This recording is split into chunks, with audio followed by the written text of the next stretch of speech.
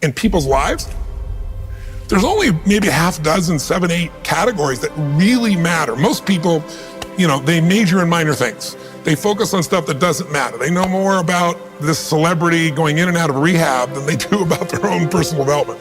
But I look at and say, if you look at your body, without that, everything else is out the door. You don't want to be richest man in the graveyard. That's not going to do it. If there's energy, if there's vitality, if there's strength, it's going to show up in your relationship. It's going to show up in your business, show up in your life. That's an area you got to master. You can't dabble. It's too important. Emotions are everything.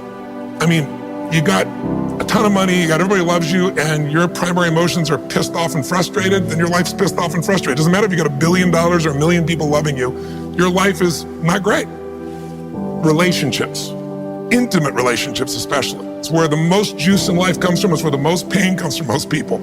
It's worth mastering instead of dabbling. Really looking at what are you going to do with your time? And mastering your time. Instead of having a checklist, you cross it all off, you can mistake movement for achievement. I want to squeeze out of that time what matters, that creates value for me and for everyone I care about and love. What about your career or your business and the mastery of that instead of dabbling? Most businesses are dabblers. That's why they don't make it. 96%, any 10-year period of time, 4% make it. That doesn't even mean they're profitable. And it does not mean they're enjoying themselves, all right? Or they're getting anybody else to feel good.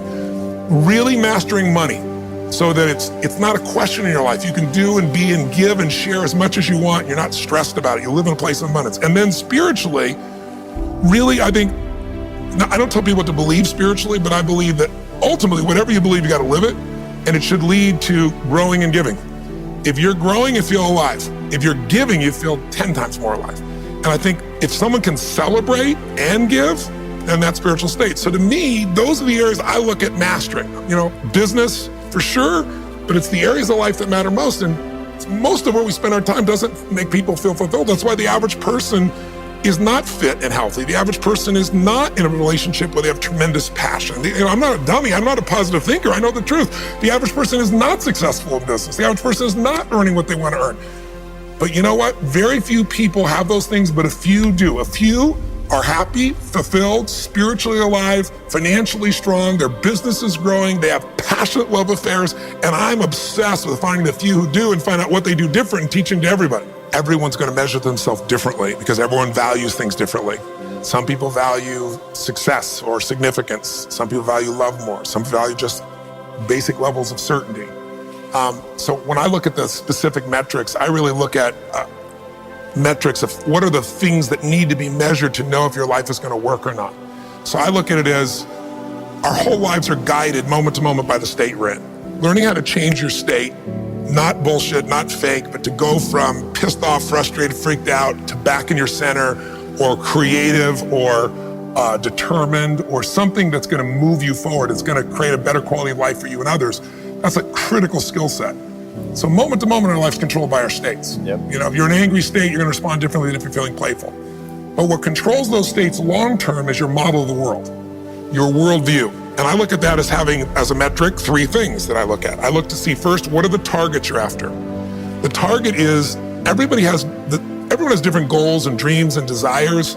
But as I traveled around the world to 100 countries, I started going, holy shit, I'm seeing the same problems. What's underneath it? I began to see that there are these same 6 human needs that we all have, the same needs. We all have a need for certainty, that we can avoid pain and we can have some pleasure, some comfort. We all need uncertainty. We need variety or we feel dead inside. If you're totally certain, you're bored. If you have total variety, you're like freak out. And it's not a balance. It's learning which of these you need more as a person. Everyone's developed a different set of values in that area. The need for significance, to feel unique, special, important, the need to feel loved, the need to grow, and the need to contribute. Some people value certainty at the top of their list. That's their center of their target. I don't want to do anything unless I know it's going to work. I don't want to do anything unless it's the same. If you change anything, they freak out. If certainty is the number one thing on your list, everyone has the same needs, but if it's number one, I know how your life's going to be. I can predict the direction of your life and therefore the destination to some extent. If you're driven by love first, you want certainty too, but love is higher, you're going to behave very differently than if you're driven by significance. I have to be the one. So I look to see which of those needs are the top 2 on your list because they control your life. Yep. The 2 that most people have, 90% of the planet, if you said, of all these needs, which one do you really focus on most day to day? Everybody wants love, but what do you focus on? Most people focus on being significant. We live in a Facebook world where people fake their life, put new filters, make it look different than it really is, tell stories that, are totally full of it to make themselves look good. Because we live in this kind of false world where significance is more important than love. And it separates us. And the other one that we see most often is certainty. People want to be certain before they can do something. You couldn't have started a business like you had if you were absolutely certain before you started. You can never build a business with that. You can never build a great relationship, because if it's based on certainty, then everybody's got to stay the same and never change, which means you're never going to grow, which means you're going to be miserable. Right. So my metrics are, I want to find out what's driving you. And I want to see, is it healthy or unhealthy? You can have two people be driven by significance, though, and do it with a different set of rules. That's the second piece I measure. The beliefs or rules of how to fulfill that target. But I want to be more clear about something. An extraordinary life is life on your terms, and there's two parts. Part one to have an extraordinary life is mastering the skill of the science of achievement. How do I take what I envision and make it real? And how do I do that quicker, faster, better, easier? The ability to manifest what you come up with and make it real, like you've done with your company, yes, that's a skill set. I spend an unbelievable amount of time helping people do it faster, quicker, better, showing them the shortcuts, teaching them the strategies, modeling what works so you can save yourself a decade. But I would submit to you that having done this for 38 years with, 50 million people at this stage, I can tell you that the science of achievement, there are a lot of people that are damn good at that, and they still don't have an extraordinary life. They have an extraordinary life. You see it as extraordinary, but I get the phone call from the multi-billionaire who tells me he wants to do this thing on his business, but what he really find out is he's miserable as hell, and he's hoping somehow I'm going to rub off on him on that side too. Right. And so I give him what he asked for, the change in his business, but I also give him what he needs, which is the change inside of him. So the second skill is the art of fulfillment. If you want an extraordinary life, you can't just achieve, you got to be fulfilled. As simplistic as that sounds, but it's an art. It's not a science. Sure. It's a science to making money, come on. Any age, any color, any background, any gender, if you do these things, you'll have an abundance of money. You do these things, you're gonna have too much month at the end of the money. You're gonna have financial stress, right? Body. Everyone's biochemically different, but you and I both know there's fundamental rules, laws. There's a science to the body. You violate that science, you're gonna have disease, you're gonna have low energy. You align with that, you're gonna have an abundance of energy. It's gonna affect everything in your life. It's a science. Fulfillment's not like that. Fulfillment is as different as our human beings. You wanna know what God or the universe likes? Look at the jungle, look at the forest. Right. It's diverse, right? So most people think, well, I wanna get that, because they've been modeling somebody else, and that might work on how to achieve something. It'll never work for what to fulfill you. How many people you know, like you, got what you thought you wanted and you weren't fulfilled? Right. And that, I always tell people, success without fulfillment is the ultimate failure. The ultimate failure, because if you go at something and you fail and you're an achiever, you don't fail. You go, I learned something, I'll just try something else. Right. I'm gonna still get there. But when you succeed and you're not happy, so a perfect example of this, I mentioned in the seminar you were there because it hit me about a year and a month ago, we lost what I consider a national treasure, Robin Williams. And I asked people, how many of you love Robin Williams? Everybody raised their hand all around the world, right? He made people laugh, people were touched by him. So how good was he at the science of achievement? I mean, he wanted to be a great comedian, make the whole world laugh, he did. He wanted to have his own TV show, he did. He wanted the #1 show, he did it. He wanted to make movies, he did. He wanted to have an Academy Award for not being funny. Dramatic, and he did it, right? He did it, yeah. He said he wanted a beautiful family. He achieved everything, and he hung himself. That's crazy. And I know recently someone's saying, well, he had dementia, he had drug abuse, he had alcohol abuse most of his life because he made everybody happy but whom? Himself. That's the ultimate failure. So if I had no other message to offer your viewers, and you let me give it to them right now, I'll tell you what I believe. I believe our lives are controlled by one force, decisions. I certainly believe in force greater than myself, call it God if you will, grace, whatever you want to call it, the universe. But I also believe it gives us choices. And the decisions we make control us much more than the conditions we meet. It's not the conditions, it's your decisions. Decisions of what to believe, decisions what to do, decisions of what to give. I say to people, think about, look back 10 years ago, 5 years ago, 15 years ago, and think of a decision you made. That if you would have made a different decision, you'd have a totally different life today. Better or worse, I don't know, but totally different. The most important decision you can make above any on the face of the earth is deciding that no matter what happens in your life, no matter what happens, you're gonna live in a beautiful state. The decision to say, I am not going to suffer. That if suffering arises, pain's one thing, suffering's another.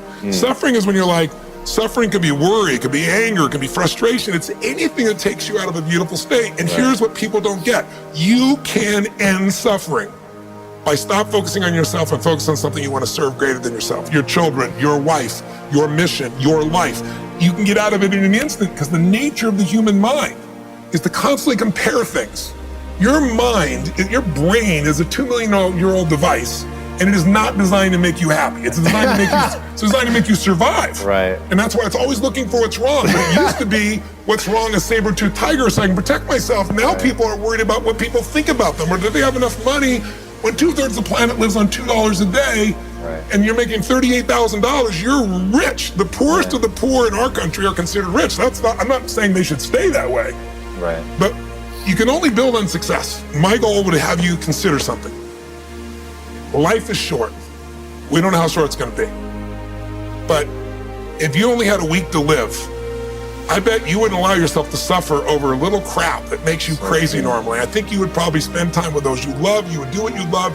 You'd take awe in a sunset. You'd smell the air. You would take in everything in those final moments that you possibly do. So my thing is, why wait? Right. Why wait? Why not just decide that if I start to suffer, I know the solution, because suffering is me obsessing about me.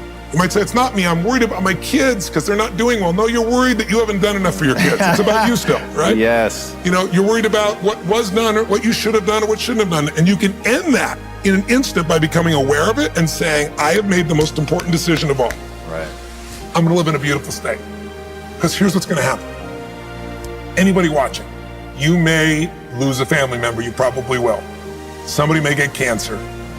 Your business the government might change the rules. They might change things radically that you can't even do anything about it. You might go bankrupt. You might get divorced. I'm not saying anybody will, but no one knows what's going to really happen in your life. Life's full of uncertainty, but here's what you can know.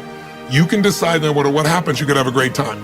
If somebody like Viktor Frankl can be locked up in Auschwitz and come out of that and experience finding joy in the middle of Auschwitz, then human beings have a capacity they've undersold themselves on.